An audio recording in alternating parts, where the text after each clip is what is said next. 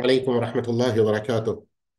الحمد لله رب العالمين، والصلاة والسلام على سيد المرسلين نبينا محمد وعلى آله وصحبه أجمعين.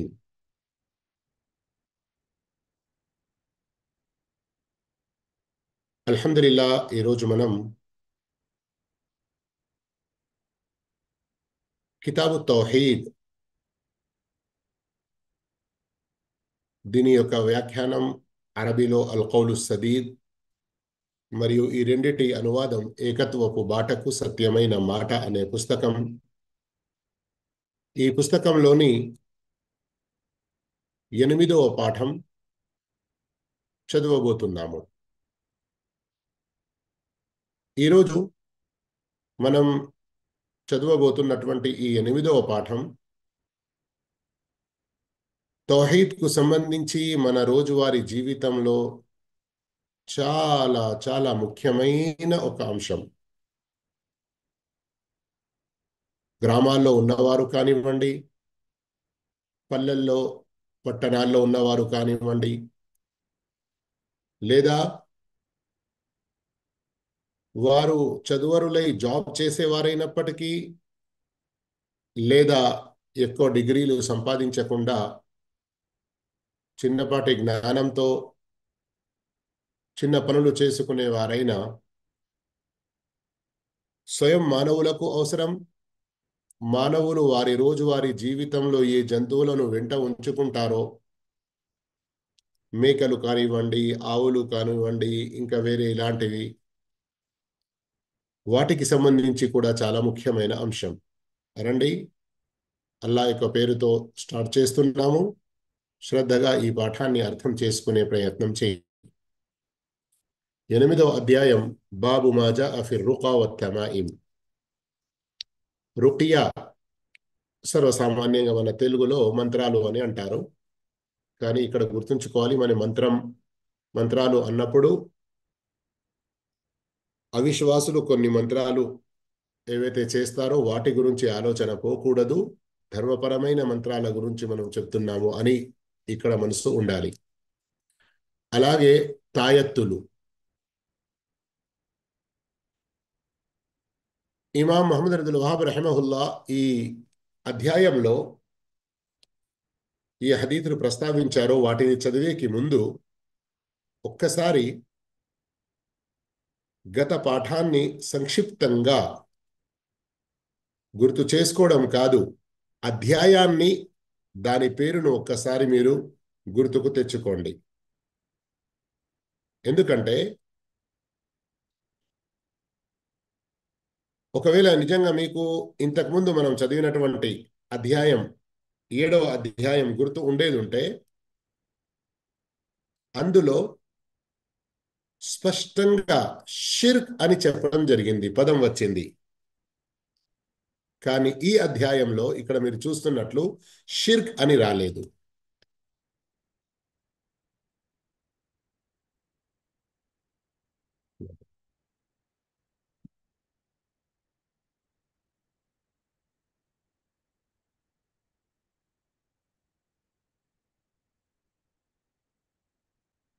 ఏడవ అధ్యాయం ఇక్కడ చూస్తున్నారు కదా, ఏముంది? కష్టం తొలగిపోవుటకు లేక రాకుండా ఉండుటకు కడియాలు, దారాలు లాంటివి ధరించుట షిర్క్. చూస్తున్నారు కదా.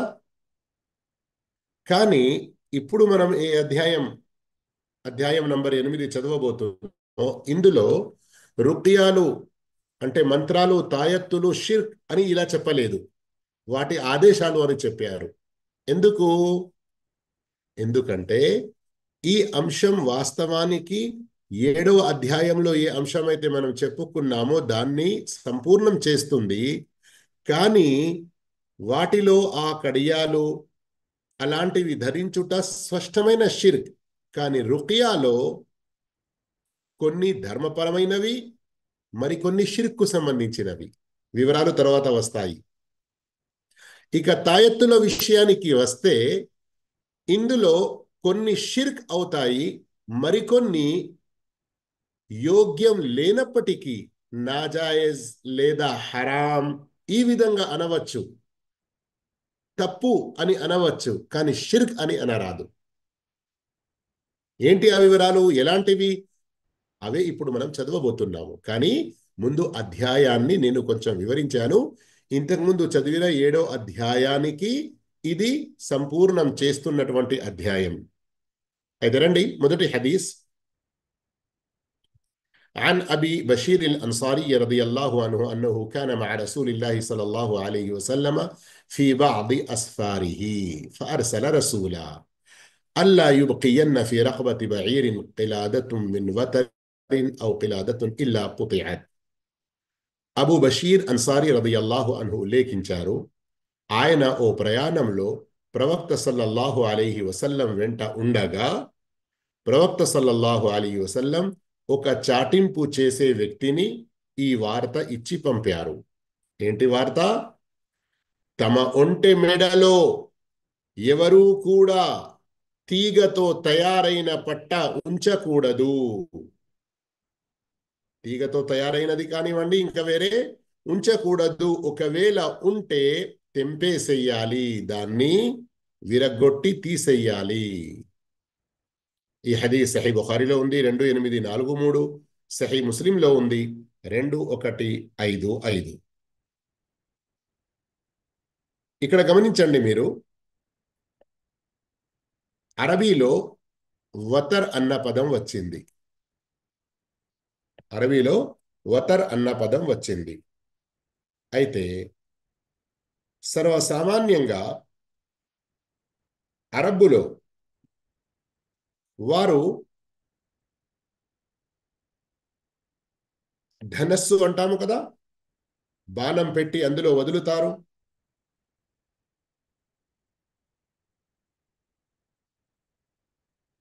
మైక్ ఆన్ ఉందా లేదా మీది? మీలో ఎవరైనా తెలిసిన వారు మాట్లాడండి.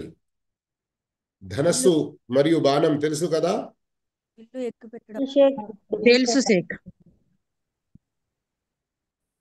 ఎక్కడ మహాభారతంలో చూసారా, ఎంతలో చూశారు? రామాయణంలో. సార్ రామాయణము భారతంలో అన్ని చూసాం. అల్లాహుల్ ముస్తాన్, అల్లాహుల్ ముస్తాన్. మాషా అల్లా, మాషా అల్లా. అయితే సీరత్లో కూడా చూసాం సార్. అల్హమ్దులిల్లా, అల్హమ్దులిల్లా. ఈ రోజుల్లో వాస్తవానికి సీరత్ యొక్క పాఠాలు, ఖురాన్, తఫ్సీర్, హదీస్ ఇవన్నీ కూడా చాలా ఎక్కువగా ప్రజల్లో వ్యాపింప చేయడం చాలా అవసరం. ఎందుకంటే మనం ఇస్లామీయ బోధనలు తెలుపుతాము కనుక మనం హద్దులో ఉండి ఇష్టం వచ్చినట్లు ఏ విషయం కూడా చెప్పడానికి అర్హత లేదు. కానీ ఎవరి వద్దనైతే సత్యము లేదో ప్రజల్ని తమ వైపునకు ఆహ్వానించుకోవడానికి, తమ వైపునకు మరల్పించుకోవడానికి ఏ సాధనమైనా ఉపయోగిస్తారు. మరి ఈ రోజులో ఉన్న ఈనాటి సమాజం వీడియోలలో చూసి ఎగురుతున్న, దునుకుతున్న, మంచి మ్యూజిక్లో వస్తున్న వాటిని చూసుకుంటూ వాటి పట్ల ప్రభావితులైపోతారు. గమనించండి, ఇప్పుడు ధనస్సు మరియు అందులో పెట్టి వదిలే అటువంటి బాణం యొక్క ప్రస్తావన వచ్చింది. అయితే మన బద్ర్ యుద్ధంలో కానివ్వండి, ఉహద్ యుద్ధంలో కానివ్వండి, ఇలాంటి అవసరాలు పడ్డాయి. ప్రత్యేకంగా ఉహద్ యుద్ధంలోనైతే ప్రత్యేకంగా దీని ప్రస్తావన వస్తుంది. హజరత్ తల్హా రదియల్లాహు తఆలా అన్హు ప్రవక్త సల్లల్లాహు అలైహి వసల్లం వారి ముందు నిలబడిపోయారు. ఏ బాణం వచ్చినా గాని తమ చెయ్యిపై ఆపుతూ ఆయన యొక్క చెయ్యి మొత్తం రంధ్రాలుగా అయిపోయి రక్తం వెళ్ళి అది మొత్తం షలైపోయింది, పని చేయకుండా అయింది ఆ విధంగా. కానీ చూడండి, వెంటనే మనకు ఏం ఆలోచన వస్తుంది? ధనస్సు మరియు దానిలో బాణం వదలడం. ఓ, ఎవరిని పెళ్లి చేసుకోవడానికి రాజు నా బిడ్డని ఇస్తాను, ఎవరైతే ఈ చేప కన్నులో కొడతారు అన్నటువంటి విషయాలే గుర్తుకొస్తాయి. ఎందుకు? వాటన్నిటినీ ఒక ఫిలిం మాదిరిగా ఒక వీడియోలో చూసి మనసులో నాటిపోయాయి. అయితే ఈ రోజుల్లో వాస్తవానికి ఇంటిలో మనం ఈ సత్య ధర్మాన్ని, సీరత్ ప్రవక్త సల్లల్లాహు అలైహి వసల్లం వారి యొక్క జీవిత చరిత్రను, ఖురాన్ అనువాదాన్ని బోధపరచడం, చెప్పడం చాలా అవసరం ఉంది, చాలా అవసరం ఉంది. దీని యొక్క ప్రాముఖ్యతను మీరు కూడా గ్రహించండి. అయితే ఎక్కడున్నాము మనం? ఆ దీని ప్రస్తావన ఎందుకు వచ్చిందంటే, అరబ్బులో ఏం చేసేవారు, వారు ఎప్పుడైతే ఆ ధనస్సు ఏదైతే ఉంటుందో కొంచెం సగం రౌండ్ ఉంటుంది, సగం. తర్వాత దాంట్లో ఒక తీగ లాంటిది ఉంటుంది, అది లాగుతుంది. అప్పుడే కదా బాణాన్ని వదిలేది. అది పాతబడిన తర్వాత ఆ తీగ లాంటిది ఏదైతే ఉన్నదో అది పాతబడిపోయిన తర్వాత తీసి ఒంటెలకు ఇంకా వేరే జంతువులకు వేసి దాని వెనుక ఒక మూఢనమ్మకం వారికి ఉండింది. ఏమిటంటే, ఇది మనం యుద్ధంలో ఉపయోగించినది కదా, ఇది మనం ఇక మన ఈ జంతువుకు వేస్తే దానికి ఫలానా రోగం రాకుండా, ఫలానా రకమైన ఏదైనా బాధ రాకుండా ఉంటుంది అన్నటువంటి. అయితే ఒక ప్రయాణంలో ప్రవక్త సల్లల్లాహు అలైహి వసల్లం ఈ విషయాన్ని గమనించారు. కొందరు తమ యొక్క ఒంటెలలో ఇలాంటి వేసి ఉన్నారు. అయితే ఇక్కడ అది ఏదైనా ఇనుప కడ్డీ లాంటిదైనా కానీ వేరే దేనికి సంబంధించినదైనా కానీ ఆ కాలంలో ఆ రోజుల్లో వతర్ అన్న పేరుతో అది ఉపయోగించేవారు. కానీ ఈ రోజుల్లో గ్రామాల్లో కొందరిని చూస్తారు కావచ్చు, మీరు కూడా చూశారు కావచ్చు, బర్రె పాలు ఇవ్వకుంటే తీసుకెళ్ళి ఫలానా దగ్గర ఏదైనా మంత్రం చేయించుకరా అని అంటారు. లేదా మంత్రాలు చేసేవారు ఎవరైనా ఉండేది ఉంటే వచ్చి దానికి ఏదైనా మంత్రం చేయమని అంటారు. మరికొందరు ఏదైనా ఇలాంటి తావీజ్ లాంటి, తాయత్తు లాంటి వస్తువులు ఆ జంతువు యొక్క మెడలో కానీ కాలుకు కానీ కడతారు. మరికొందరు చెవుకు అలాంటిది ఏదైనా వేస్తారు.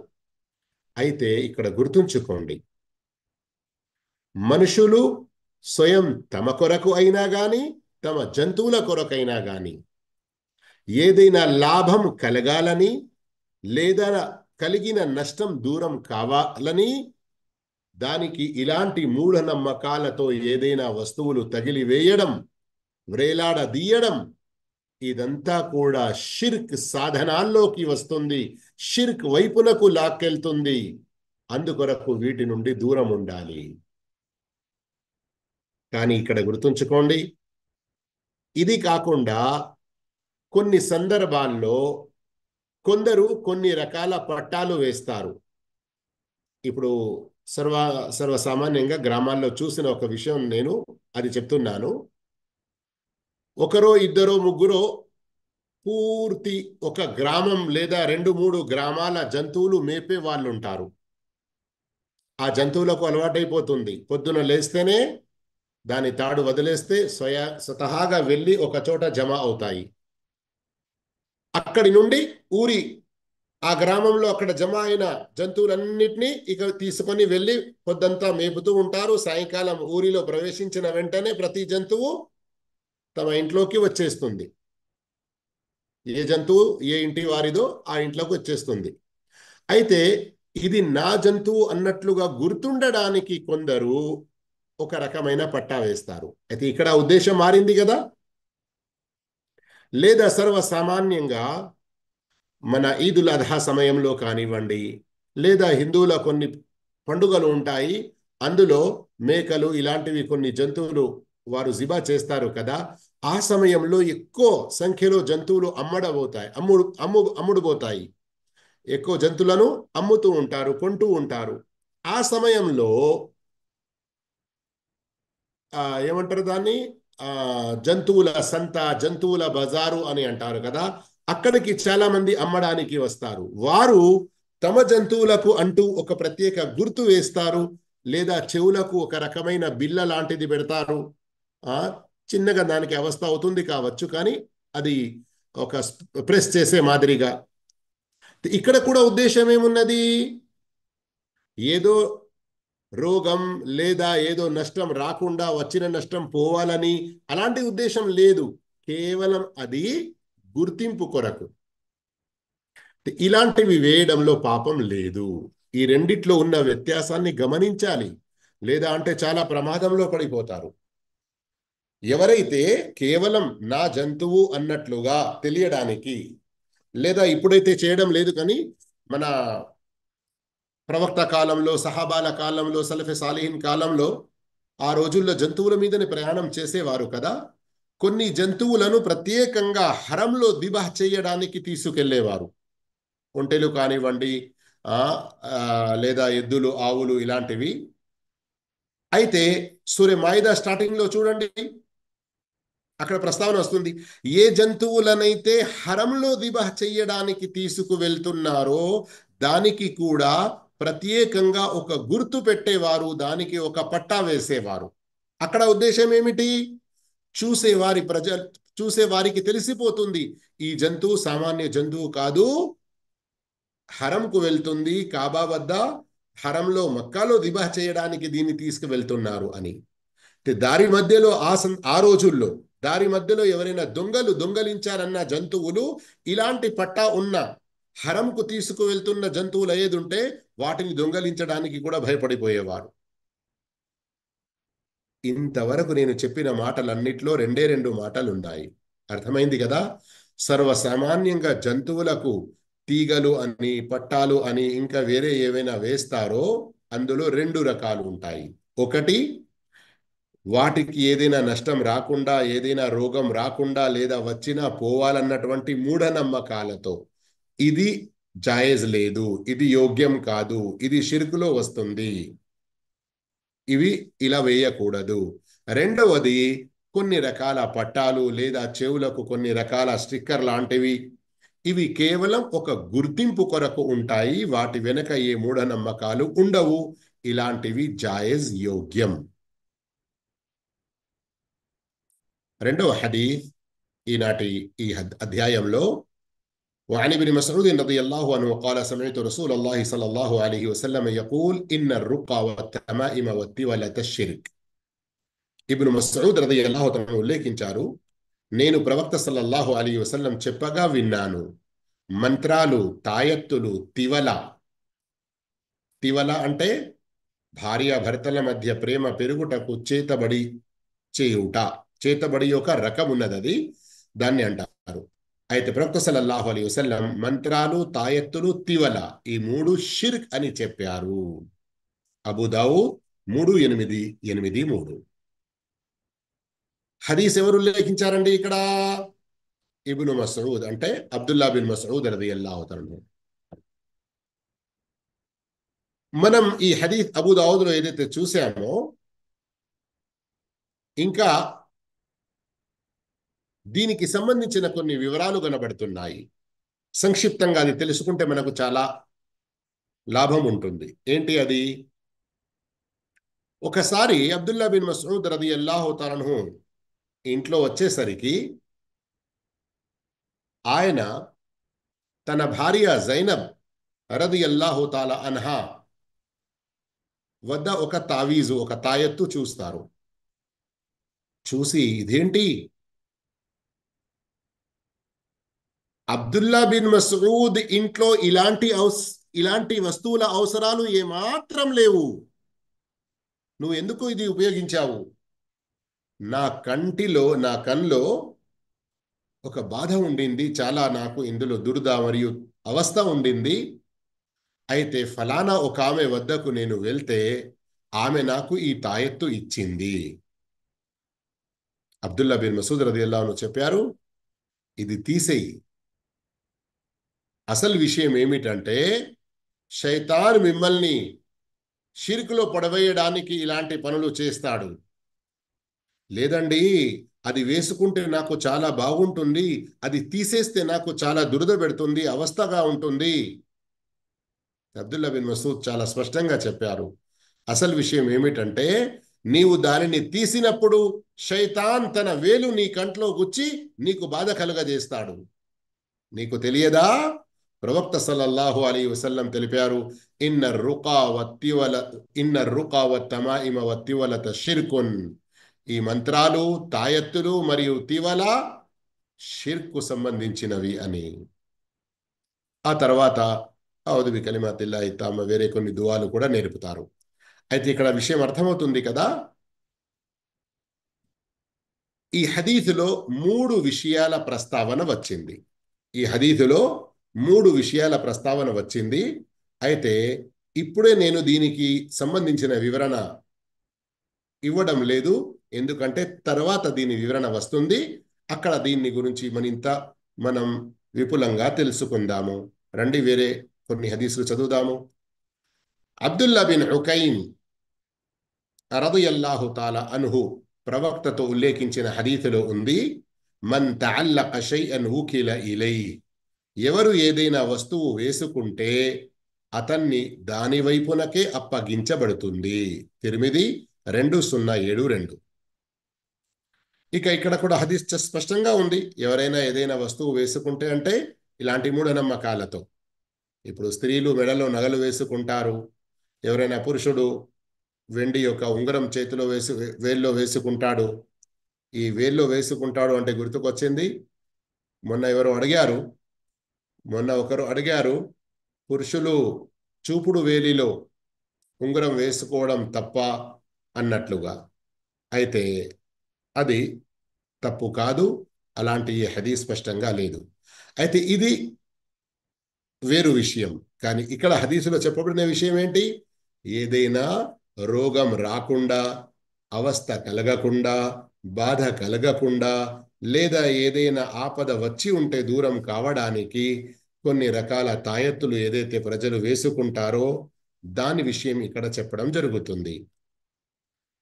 ఇక్కడ 3 పదాలు వచ్చాయి, వాటికి సంబంధించిన చిన్న వివరణ తెలుసుకుందాము. మొదటిది తాయెత్తు. దాని గురించి ఇక్కడ హదీసులో పదం ఏమొచ్చింది?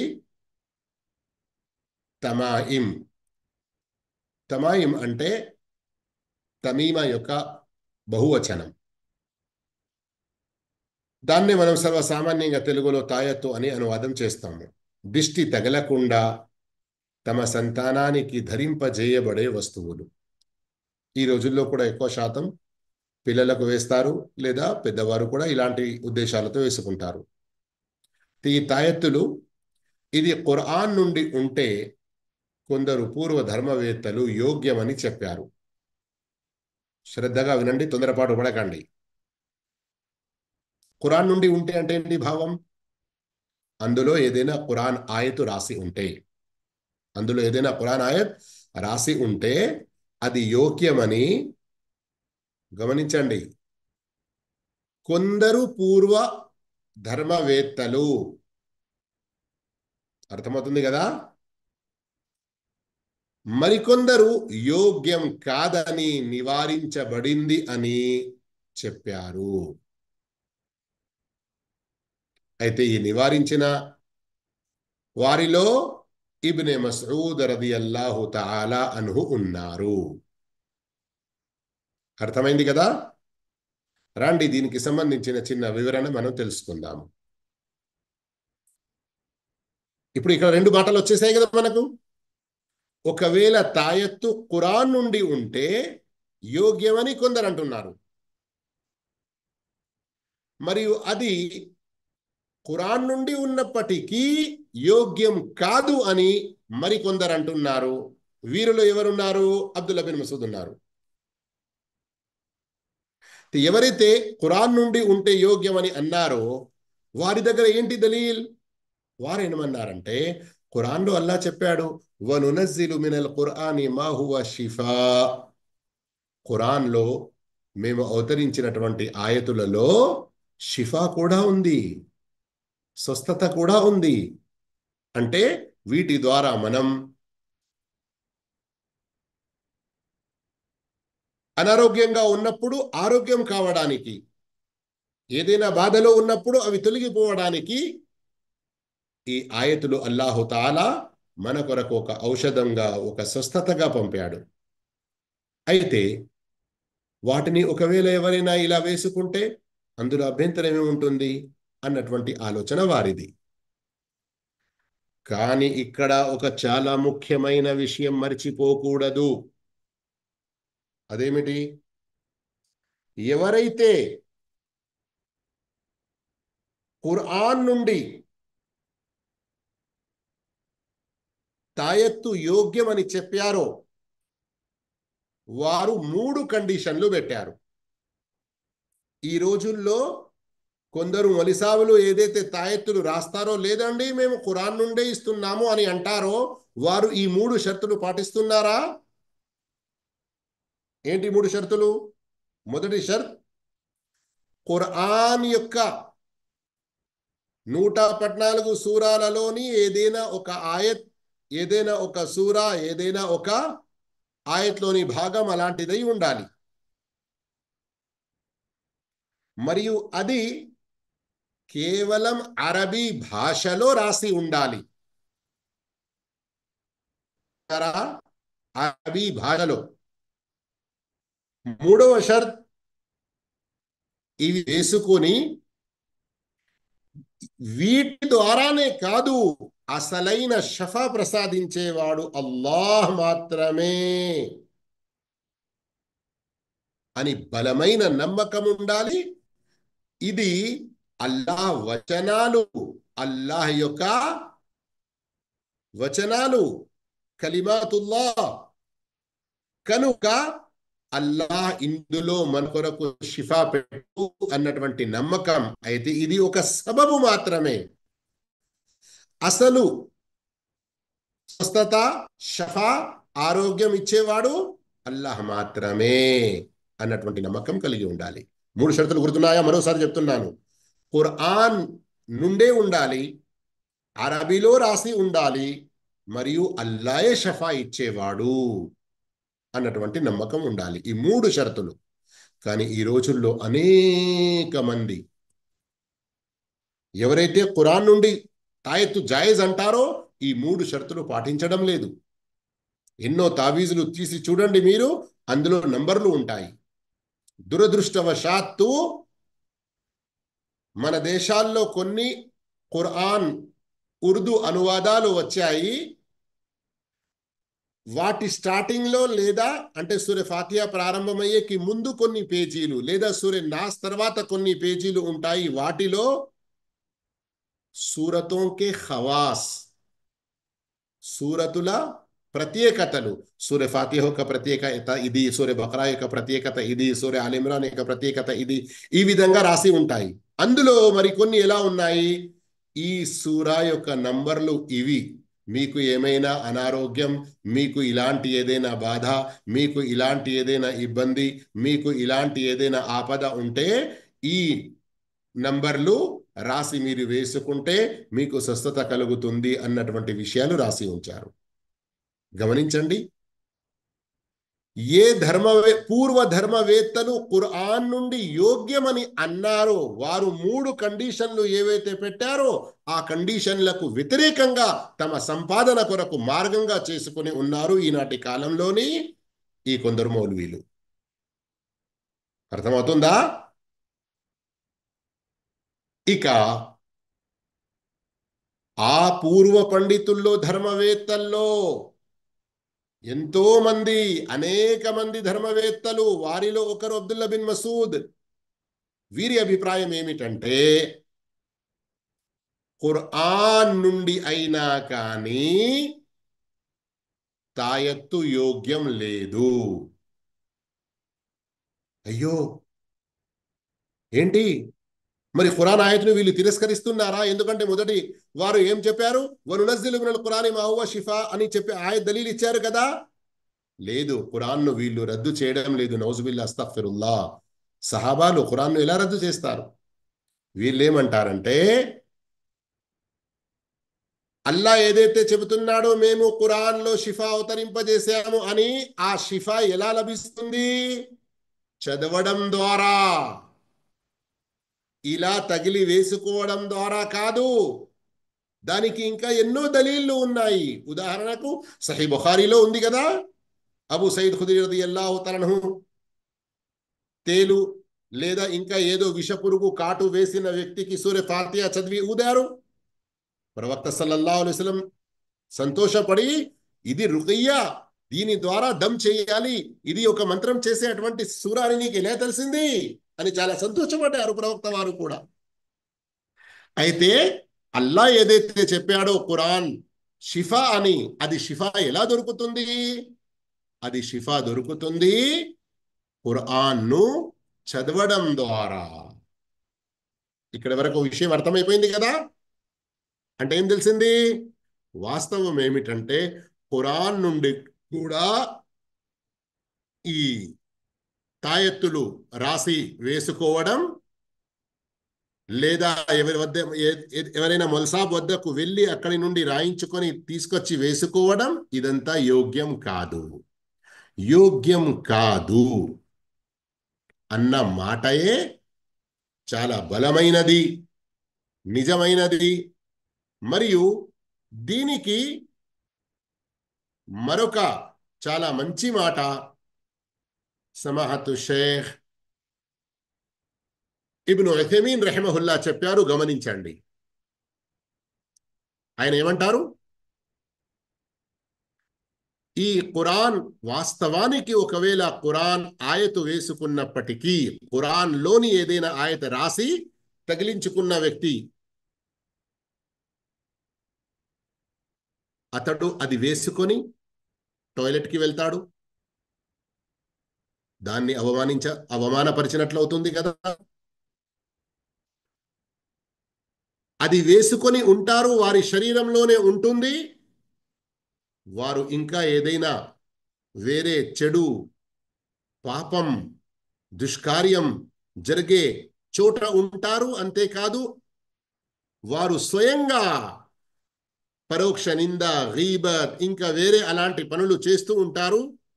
గమనించండి, ఖురాన్ పట్ల ఒక రకంగా అసభ్యతగా, దాని మర్యాదకు వ్యతిరేకంగా చేసినట్లు అవుతుంది కదా.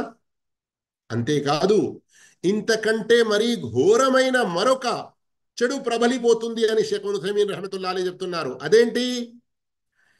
ఖురాన్ నుండి తాయెత్తులు వేసుకున్న వారికి ఒక నమ్మకం ఏమైపోతుందంటే, ఇక మేము ఖురాన్ నుండే వేసుకున్నాము కదా అన్నటువంటి తృప్తిలో వారు చదవడం మానుకుంటారు. అవునా లేదా? ఈ రోజుల్లో అలాగే జరుగుతుంది కదా. అయ్యా, నీకు ఏదైనా చెడు కలలు వస్తూ రాత్రి కొంచెం భయంగా ఉండేదుంటే ఆయతుల్ కుర్సీ చదువుకొని ఊదుకోవయ్యా. అయ్యో నాకు రాదు కదా మల్సాబని జీవితాంతం రాదు రాదు రాదు. వేరే ఎన్నో చెడు నేర్చుకుంటాడు, చదువుకుంటాడు, వింటాడు, గుర్తుంచుకుంటాడు. ఎన్నో ఫిలింలోని ఎన్నో పాటలు గుర్తుండిపోతాయి, ఎన్నో సీన్లు గుర్తుండిపోతాయి.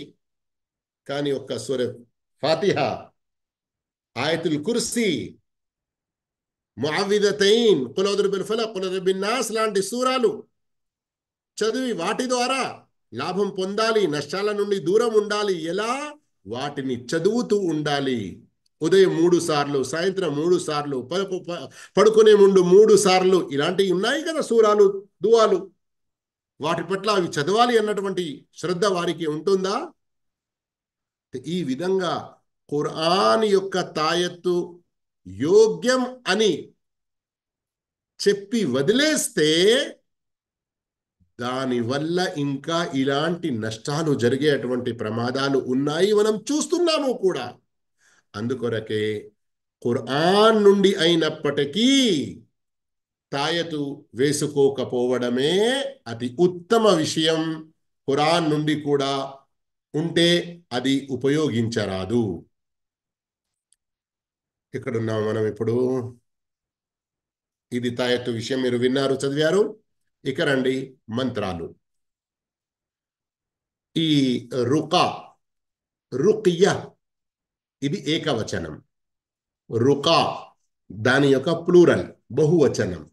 దానిని అరబీలో మరొక పదం అజాయిమ్, ప్లూరల్ బహువచనం అజీమ, ఏకవచనంగా వస్తుంది. ఏంటి? దిష్టి తగిలినప్పుడు, విషపురుగులు కాటేసినప్పుడు మంత్రించుట. కానీ అవి షిర్క్ అర్థమునిచ్చే పదాలు ఉండకూడదు. షిర్క్ యొక్క భావం అందులో ఉండకూడదు. బహుశా ఇంతకుముందు ఎన్నో సందర్భాల్లో నేను చెప్పాను. స్వయంగా ఆ వ్యక్తిని కలిశాను నేను రమదాన్లో.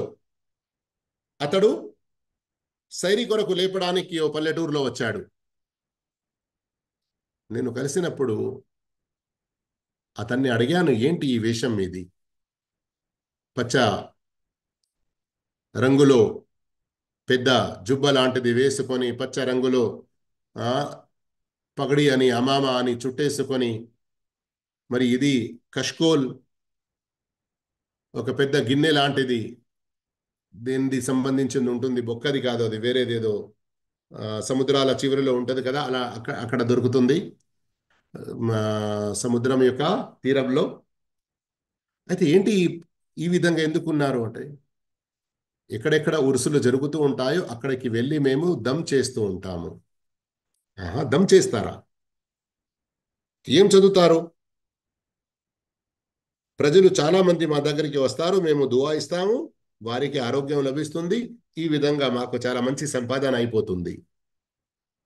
చూడబోతే అతనికి ఒక్క అక్షరం అరబీ చదవరాదు. ఖురాన్ చదివస్తుందా అంటే రాదు అని చెప్పాడు క్లియర్గా. ఇంకా వేరే ఏదైనా తెలుగు ఉర్దూ భాష వస్తుందా? చదవడం రాయడం ఏం రాదు. సరే, మంచిది, నీవు చదివే అటువంటి ఆ పదాలు ఏంటి నాకు వినిపించండి అని అడిగాను. నిజంగా అతను వినిపిస్తే అందులో ఒక రెండు పదాలు మాత్రమే అరబీ పదాలు మాదిరిగా కనబడుతున్నాయి. మిగతా ఏదో అతను చదివేది, దీని అర్థం ఏంటి అంటే నాకు అర్థం తెలియదు. సోదర మహాశివులారా, అదే విషయం ఇక్కడ చెప్తున్నారు. షిర్క్తో కూడినవి ఉండకూడదు, మరియు అరబీ తప్ప వేరే భాషల్లో ఇలాంటి విషయాల నుండి జాగ్రత్తగా ఉండాలి. మంత్రాలు చేయడం అంటే సూరే ఫాతిహా చదివి ఊదడం, ఔదు బికలిమాతిల్లాహి తామ్మాతి మిన్ షర్రి మా ఖలక్ చదివి ఊదడం, ఇలాంటి ఏవైతే ప్రవక్త సల్లల్లాహు అలైహి వసల్లంతో రుజువైనవు అన్ని రుకియాకు సంబంధించిన దువాలు సూరాలు ఇప్పుడు నేను చెప్పలేను, కానీ హదీతుల ద్వారా రుజువైన విషయాలు కొన్ని ఉన్నాయి, వాటిని తెలుసుకోవాలి, నేర్చుకోవాలి.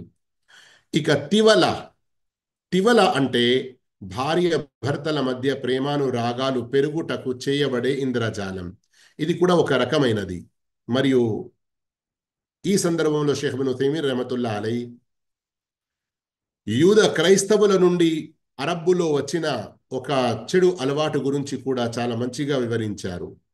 ఏంటి? ప్రత్యేకంగా ఎప్పుడైతే ఒక యువకుడు ఒక యువతి మధ్యలో వారి ఇంటి యొక్క పెద్దవాళ్ళు సంబంధం కుదురుస్తారో దాన్ని ఏమంటారు? మంగ్ని అని అంటారు కదా. ఎవరైనా ఒకరింటికి వెళ్ళి, మీ అమ్మాయి మాకు నచ్చింది, మీ అబ్బాయి మాకు నచ్చాడు, ఇక మనము కొద్ది రోజుల తర్వాత డేట్ పెట్టుకుందాము అన్నటువంటి ఒక మాట ఏదైతే మాట్లాడి వస్తారో, ఆ సందర్భంలో అబ్బాయి అమ్మాయికి ఉంగురం తొడిగిస్తాడు. అయితే ఇప్పటికీ యూద క్రైస్తవుల్లో ఇంకా వేరే జాతుల్లో ఆ ఉంగురానికి ఒక ప్రత్యేక భావం, అది ఎప్పటి వరకైతే ఆమె చేతిలో ఉంటుందో అలాగే అమ్మాయి అబ్బాయికి తొడిగిస్తుంది కూడా. అబ్బాయి చేతిలో నుండి అది ఎక్కడికైనా జారి పడిపోయింది, లేదా ఏదైనా ఆవేశంలో కోపంలో అబ్బాయి తీసేశాడు తన చేతిలో నుండి, ఆ ఈ అమ్మాయి పట్ల ఇక ప్రేమ లేదు, బహుశా అతడు వేరే ఏదైనా అమ్మాయిని ప్రేమిస్తున్నాడు, అందుకొరకే ఈ ఉంగురం తీసేశాడు. ఇట్లాంటి మూడు నమ్మకాల్లో కూడా పడిపోతారంట. దిబ్లా లేదా దబ్లా ఏదో అంటారు వాళ్ళు. అయితే ఇలాంటివి కూడా సరి అయిన విషయం కాదు అని అంటారు, ఇలాంటి మూఢనమ్మకాలతో. ఇక రండి, మరొక హదీస్ మన ఈనాటి తాయత్తులు మరియు మంత్రాలకు సంబంధించిన 8వ అధ్యాయంలో ఇమాం అహ్మద్ ఇబ్న్ హంబల్ రహిమహుల్లా తమ ముస్నద్లో రువైఫి రదియల్లాహు తఆలా అన్హు వారి యొక్క హదీస్ తీసుకొచ్చారు. రువైఫి రదియల్లాహు అన్హు చెబుతున్నారు, قال لي رسول الله صلى الله عليه وسلم يا رويفع لعل الحياة ستطول بك فأخبر الناس أن من عقد لحيته أو تقلد وترا أو استنجى برجيع دابة أو عظم فإن محمدا بريء منه. ఓ రువైఫే, బహుశా నీవు దీర్ఘకాలం బ్రతికి ఉంటావేమో. అయితే ప్రజలకు నీవు ఈ విషయం తెలుపు. గడ్డమును ముడి వేసే వారితో, గడ్డమును ముడి వేసే వారితో, లేక తీగలు మెడలో వేసుకునే వారితో, పశువుల పేడ ఎముకలతో మలమూత్ర విసర్జన తర్వాత పరిశుద్ధ పరుచుకునే వారితో ముహమ్మద్ సల్లల్లాహు అలీహి వసల్లంకు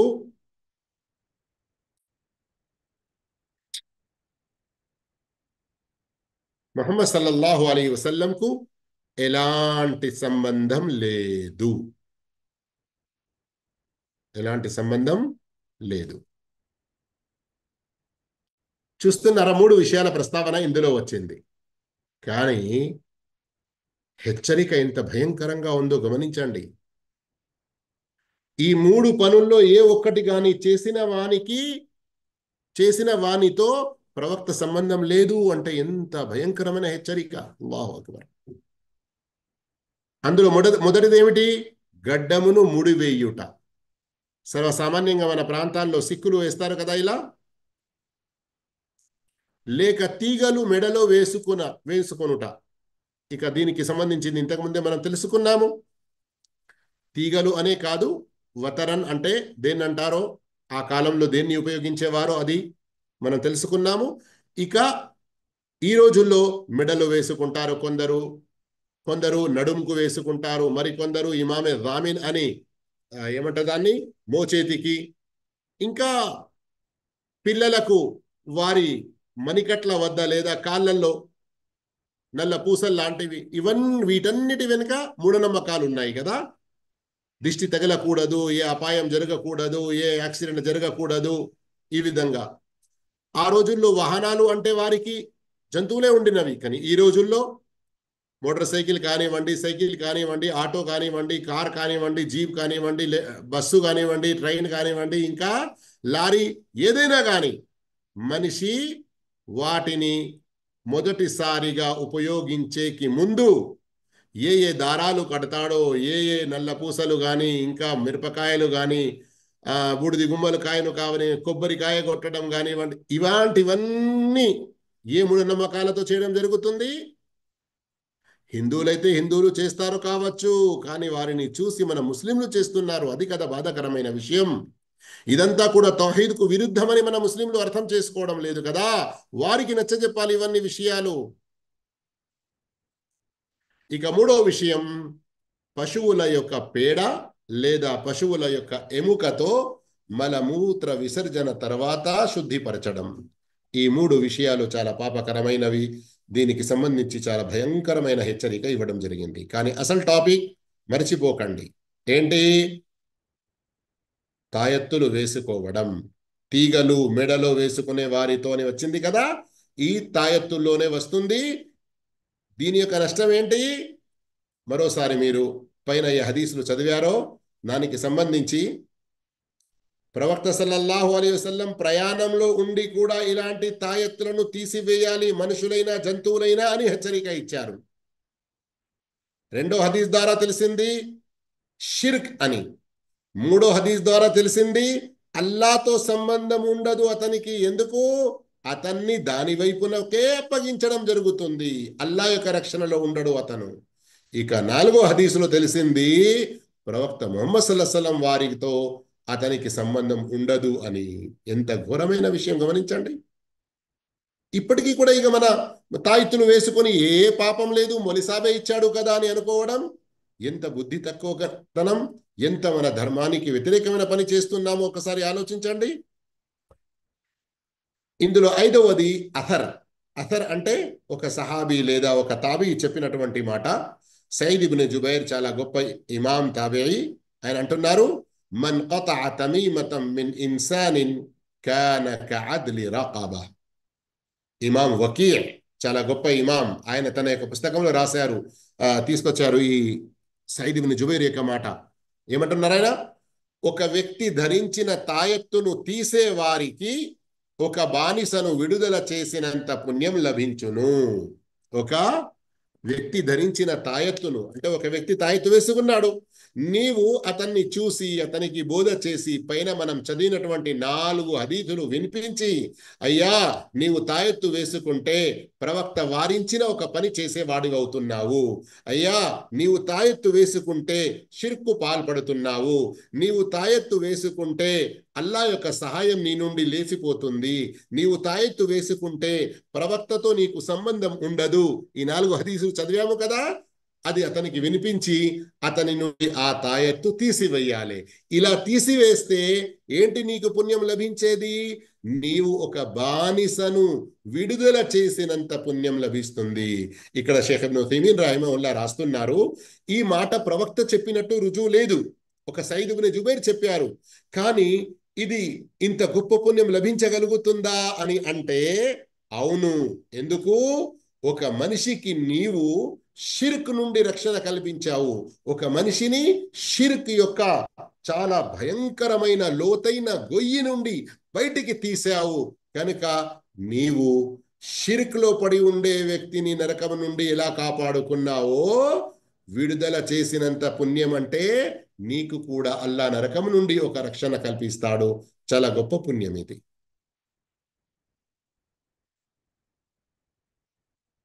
ఇంకా చివరిలో ఇబ్రాహీం నఖఈ రహిమహుల్లా గారి ఒక మాట తీసుకొచ్చారు. ఈ మాట కూడా ఇమాం వకీ రహిమహుల్లా తన పుస్తకంలో ప్రస్తావించారు. ఏంటి అది?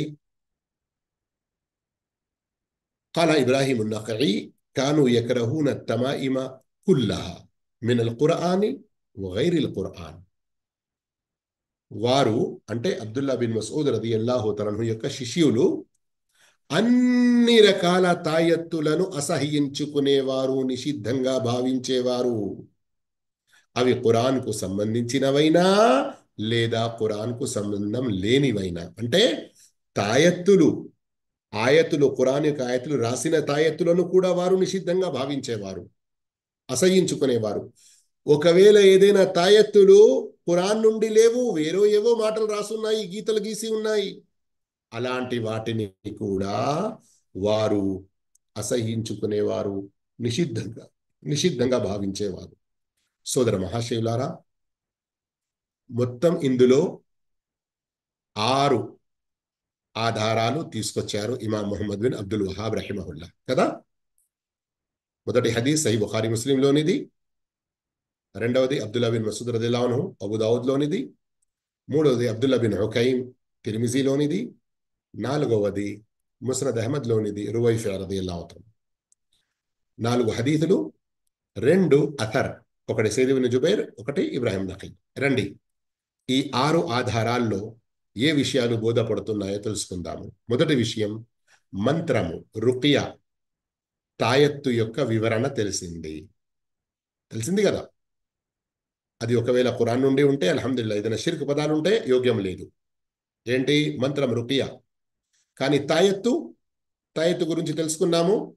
ఉత్తమ విషయం ఏంటి? ఖురాన్ నుండి అయినా కానీ వదిలేయాలి. ఖురాన్ లేనిది అయితే అనుమానమే లేదు, అది షిర్క్లో వచ్చేస్తుంది. తివల యొక్క భావం తెలిసింది, భార్యాభర్తల మధ్య ప్రేమ కుదరడానికి. ఎలాంటి వ్యత్యాసం లేకుండా పైన పేర్కొన్న 3 విషయాలు కూడా షిర్క్గా పరిగణింపబడతాయి. ఏ 3 విషయాలు? మంత్రాలు, తివల మరియు తాయెత్తు. ఇన్న రుకా వత్తమాయిమ వత్తివలత షిర్కున్ అని చెప్పారు కదా ప్రవక్త, దాని విషయంలో ఇది చెప్తున్నారు ఇమాం అబ్దుల్ వహాబ్. కానీ ఇందులో వివరణ ఉంది, ఆ వివరణ మనం ఇంతకు ముందే చదివాము కదా. తాయెత్తు ఎలాంటిదైనా వదిలేయాలి, తివల అది షిర్క్, అందులో అనుమానమే లేదు, మొత్తానికి వదిలేయాలి. రుకియా ఖురాన్ నుండి ఉంటే, ప్రవక్త నేర్పిన దువాల నుండి ఉంటే జాయజ్, కానీ దానికి వ్యతిరేకంగా ఏదైనా వేరే భాషల్లో షిర్క్ పదాలతో ఉంటే అది హరాం. 4వ విషయం తెలిసింది, దిష్టి తగిలినప్పుడు లేదా తగలకుండా లేదా విషపురుగు కాటేసినప్పుడు షిర్క్ పదాలు కాకుండా ఖురాన్ హదీసుతో రుజువైన దువాలతో రుకియా చేయుట, మంత్రించుట షిర్క్ కాదు. తెలుసుకున్నాం కదా. అయితే అన్ని రకాల రోగాలకు రుకియా చేయవచ్చును. రుకియా అన్నది ఏదైతే ఖురాన్ హదీస్ నుండి రుజువైన విషయం.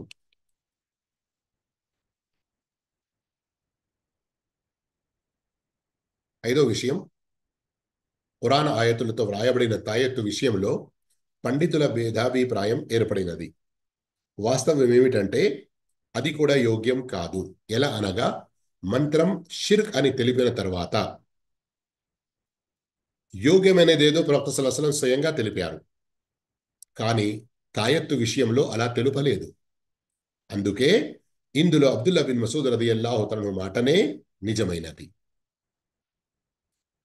ఆరో విషయం, పశువులకు దిష్టి తగలకుండా తీగలు ఇంకేవైనా వేయుట కూడా షిర్కు సంబంధించినవే.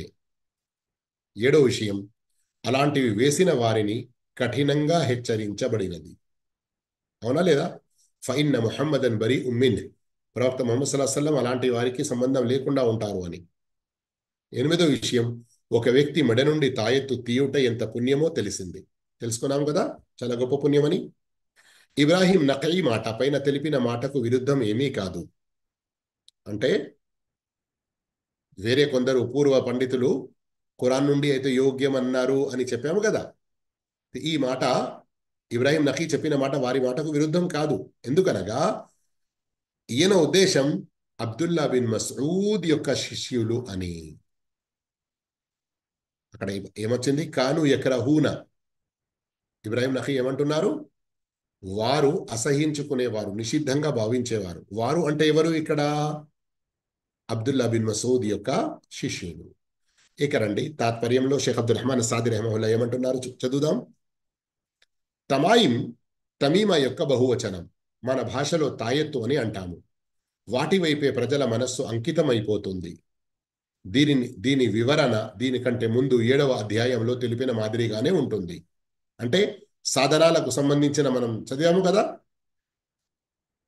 సాధనాలు 3 రకాల, అందులో 3 ఆదేశాలు మనం గమనించాలి అని దాని గురించి ఇక్కడ గుర్తు చేస్తున్నారు. ఎందుకంటే ఇవి కూడా ఒక సాధనంగానే ఉపయోగించబడతాయి కదా. తాయెత్తులు వేసుకున్నట షిర్క్ అని తెలిసింది. అయితే ఇందులో కొన్ని షిర్క్ అక్బర్.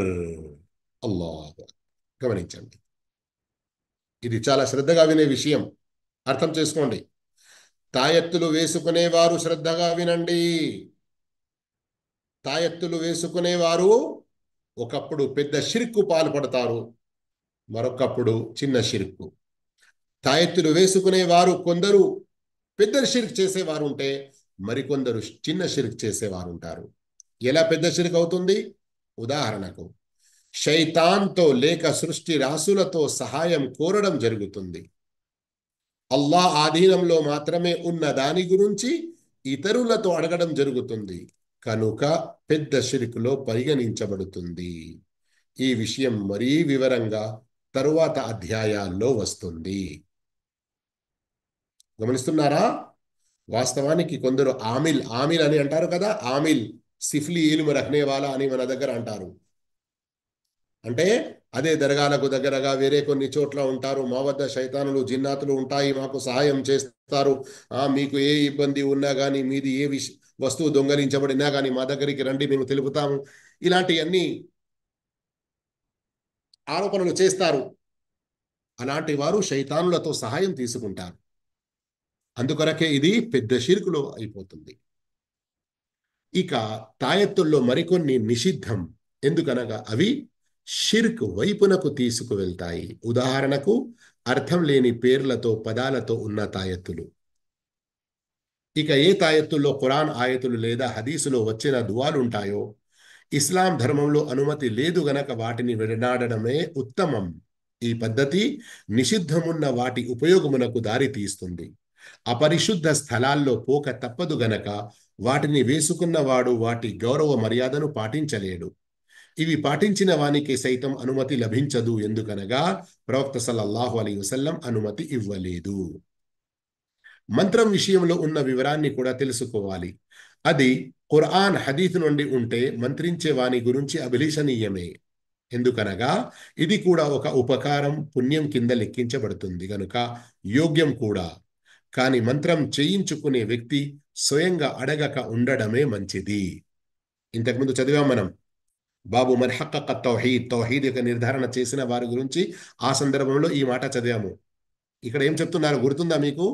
ఒక్కసారి నేను నా మాటల్లో చెప్తాను, అర్థం చేసుకోండి. ఆ తర్వాత మళ్ళీ మనం దాన్ని చదువుదాము. అదేంటి? ఉదాహరణకు మీరు చాలా మంచి రుకియా చేసేవారు, మంత్రం చదివేవారు. అంటే ఖురాన్ ఆయతులు, హదీతులు, అన్ని దువాలు మంచిగా తెలుసు మీకు. నాకు ఏదైనా రోగం వచ్చింది అని మీకు తెలిసి మీరు స్వయంగా వచ్చి నాకు చదివేశారు. అయితే ఇందులో మీకు పుణ్యం లభిస్తుంది, అల్హమ్దులిల్లా. కానీ ఏమంటున్నారు ఇక్కడ?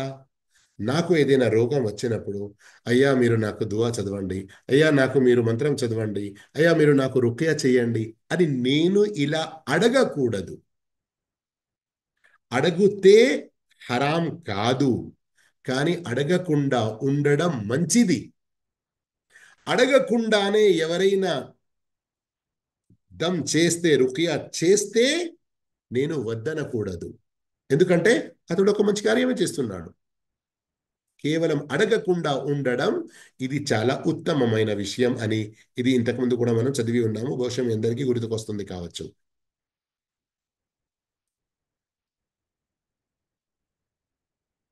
కానీ మంత్రం చేయించుకునే వ్యక్తి స్వయంగా అడగక ఉండడమే మంచిది.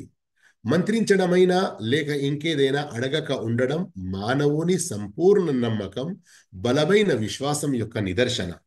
అడగడంలో అతనికి లాభం మరియు అది యోగ్యం అయినప్పటికీ అడగకపోవడం మంచిది అనబడుతుంది. ఇందులోనే వాస్తవ తౌహీద్ యొక్క రహస్యం ఉంది. ఈ విషయాన్ని గమనించి ఆచరించేవారు చాలా అరుదు. మంత్రంలో అల్లా ఇతరులతో స్వస్థత కోరి వారితో దువా చేయబడితే అది పెద్ద షిర్క్. చూసారా?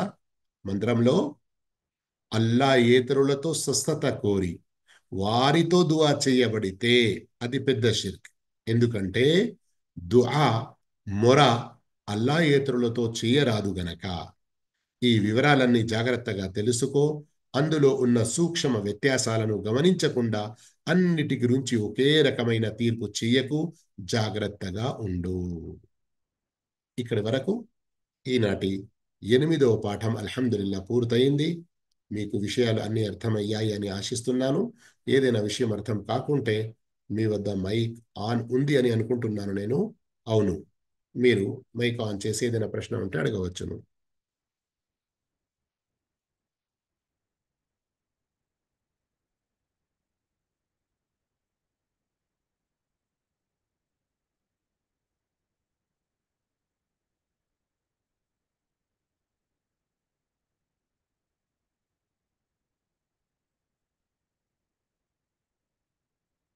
चलो, बहुत अच्छी बात है। अगर आपके पास कोई सवाल नहीं है तो अस्सलाम सर।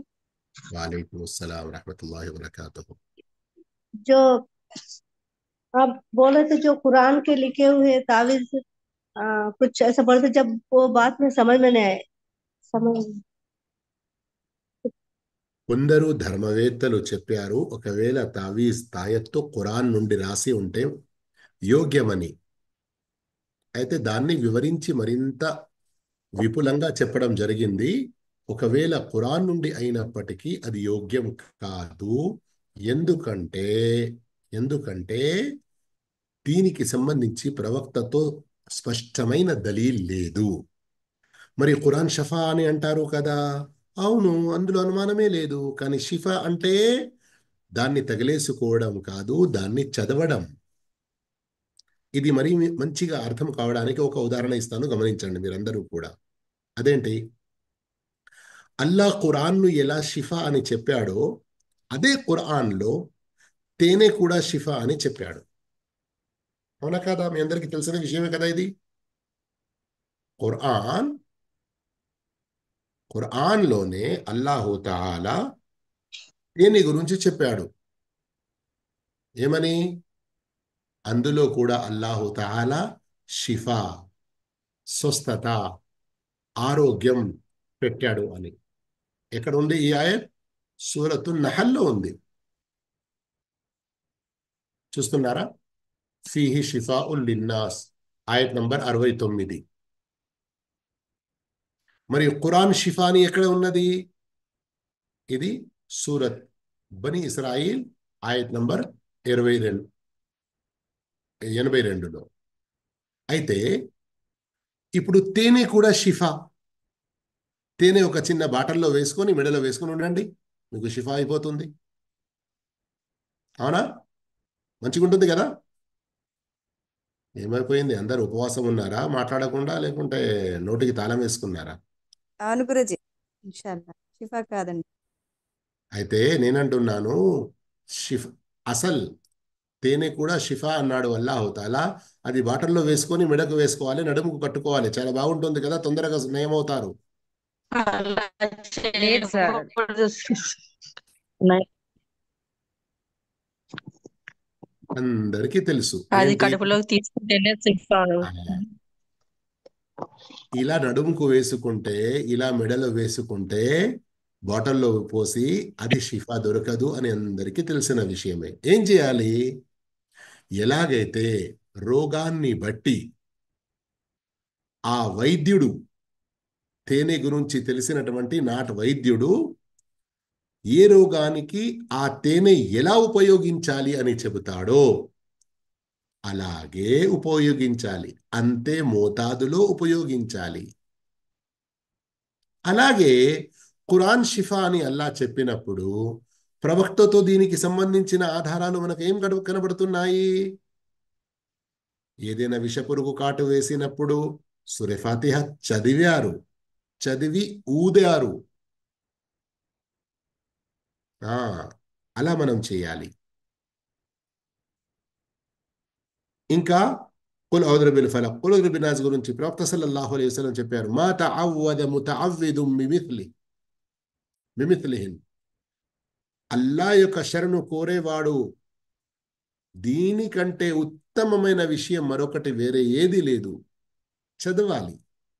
చదివితే హదీసులో ఉంది, ఒక వ్యక్తి వచ్చాడు, ప్రవక్త రాత్రి నాకు ఏదో విషపురుగు కాటేసింది. అయితే ప్రవక్త చెప్పారు, మీరు రాత్రిపూట ఔదు బికలిమాతిల్లాహి తామ్మాతి మిన్ షర్రి మా ఖలక్ అని చదవలేదా? ఈ విధంగా సోదర మహాశివులారా, షిఫా ఖురాన్ చదవడంలో ఉన్నది. ఓకే, జజాకుముల్లాహు ఖైర్. సుబ్హానకల్లాహుమ్మ వబిహమ్దిక అష్హదు అన్ లా ఇలాహా ఇల్ల అంత అస్తగ్ఫిరుక వ అతూబు ఇలైక్. అస్సలాము అలైకుం వరహ్మతుల్లాహి వబరకాతుహు. वालेकुम अस्सलाम।